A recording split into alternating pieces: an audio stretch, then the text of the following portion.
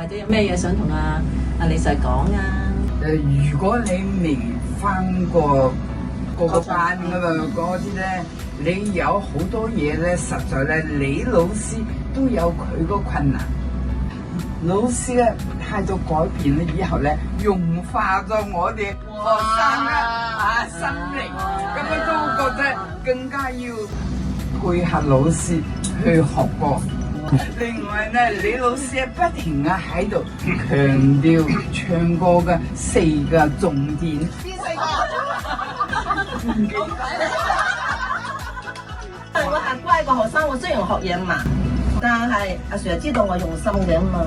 佢都唔嫌棄我學嘢慢，都係慢慢咁去教我，有勤力咁樣翻學。好似近排咁樣，其實佢已經講嗌我哋翻去學呢個星門大客啊！我真係翻去練喎。咦？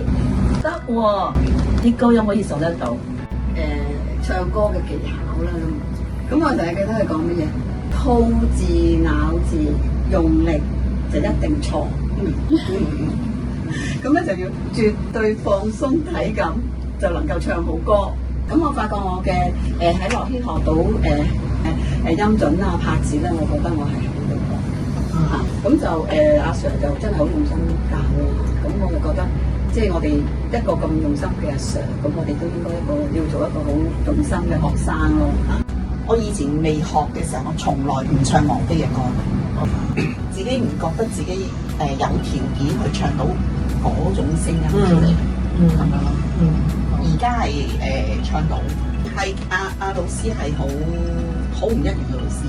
係，我好記得我第一次聽佢唱歌，阿 Sir 一開聲咧，同其他我從來未聽過嘅聲。咁我嗰時就有一個好強烈嘅感覺，我就係要呢把聲。其實咁係應該係資歷最前嘅，有一個好新鮮嘅經歷咧，就係你唱歌之前係拍手掌，唱完之後亦都有人拍手掌。係啊，聽個同我一齊唱歌咧，同埋阿 Sir 唱歌嗰陣咧，都好 enjoy 嘅。我覺得咧識唱歌嘅人就唔一定識教，又識唱歌啦，又要識教啦。識教嘅人亦都唔一定用心教，因為教咧其實係另外一種技巧嚟嘅，佢要好明白嗰個學生需要啲乜嘢。咁而我就覺得阿李 Sir 就3樣都有咯，都好稀有噶啦。所以我覺得好好彩嘅。講得好啊！咁頭先啲同學新嘅同學咧，佢哋嘅原來要通過 interview 嘅，回想翻我當年咧就朋友介紹咗入嚟嘅啫，咁聯想啦。佢抬咁高咧，因為點解咧？因為在座啲同學仔係叻咗，所以可能咧佢就想一係你有潛質，一係你有誠意。佢成日聽我哋聽唔到嘅嘢咯，唱歌唱歌，跟住就會問下你聽唔聽到自己咁樣嘅？哦，我聽唔到。跟住就會問在座嘅同學仔你聽唔聽到？聽到。咁但係佢又示範到出嚟俾你聽，啊原來自己真係有喎，同埋睇翻嚟，咦點解真係出現過，但係自己冇為意咧？隻耳仔真係好靈敏，同埋你估唔到一個 Sir 係可以咁樣去指一個同學可以糾正佢嘅地方，而跟住再令到佢自己嘅歌藝會再唱得好啲咯。咁呢個真係好神奇咯。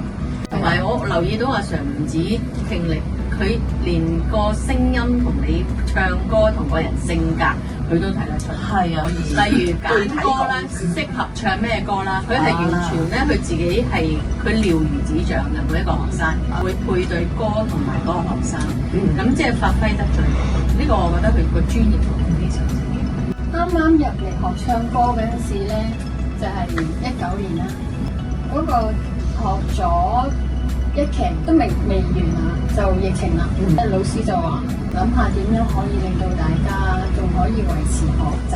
喺個 Zoom 度唱嘅時候咧，你覺得咦好瀨氣喎？我哋搞唔到咧，佢亦都可以透過你放咗條線俾佢設備咧，佢同你喺屋企話俾你聽嘅，因為好似佢裝咗你床下。